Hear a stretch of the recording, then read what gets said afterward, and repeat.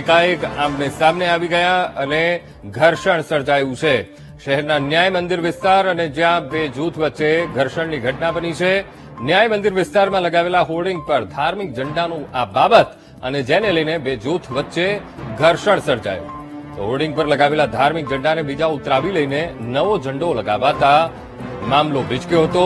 આમને સામને આવી ગયા, જૂથ અથડામણ થઈ અને જૂથ અથડામણને લઈને સ્થાનિક પોલીસને જાણ કરવામાં આવી અને વધુ મામલો ન બગડે, સ્થિતિ ન બગડે તેના માટે સ્થાનિક પોલીસ ત્યાં પહોંચી ગઈ છે અને ઘટના સ્થળે પહોંચી રહી અત્યારે સ્થિતિને કાબૂમાં લેવાનો પ્રયત્ન કરવામાં આવી રહ્યો છે।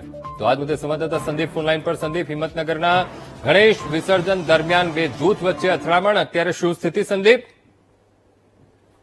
હિંમતનગરના ન્યાય મંદિર વિસ્તારમાં બે જૂથ વચ્ચે અચાનક અથડામણ થઈ હતી। જૂથ અથડામણમાં જે ગણેશ વિસર્જન હતું ને વિસર્જન દરમિયાન અચાનક ઘર્ષણ થતા જે ઈડર સ્ટેટ હાઈવે છે ત્યાં ન્યાય મંદિર છે ને ન્યાય મંદિરમાં જે હોર્ડિંગ છે તેમાં ધાર્મિક ઝંડો લગાવવાની બાબતે ઘર્ષણ સર્જાયું હતું। બંને કોમ વચ્ચે ઉગ્ર બોલાચાલી અને ઘર્ષણ થતા જે હોર્ડિંગ જે લગાવી છે તેમાં ઝંડો ઉતારી લેવાનો અને નવો ઝંડો લગાવવાની જે ઘર્ષણની વાત હતી તેને લઈને જૂથ અથડામણ થઈ હતી। પોલીસને તાત્કાલિક જાણ કરતા ઘટના સ્થળે પોલીસનો કાફલો પહોંચી ગયો હતો અને ડીવાયએસપી સહિત અધિકારીઓ ત્યાં ન્યાય મંદિર પહોંચ્યા હતા અને ચુસ્ત બંદોબસ્ત ગોઠવવામાં આવે છે। કોઈ અનિચ્છનીય ઘટના ના બને તે લઈને પોલીસનો ચુસ્ત બંદોબસ્ત ગોઠવાયો છે અને ગણેશ વિસર્જનને લઈને મોટી સંખ્યામાં જે ન્યાય મંદિરમાં વિસ્તારમાં જે ટોળું હતું તે ત્યાં હતું અને બંને બાજુના જે જૂથના અલગ અલગ માણસો હતા ત્યાં મોટી સંખ્યામાં દોડી આવ્યા હતા અને જૂથ અથડામણ વધુ ઘર્ષણ ના થાય તેને લઈને પોલીસે પણ ચુસ્ત બંદોબસ્ત ગોઠવી દીધો છે।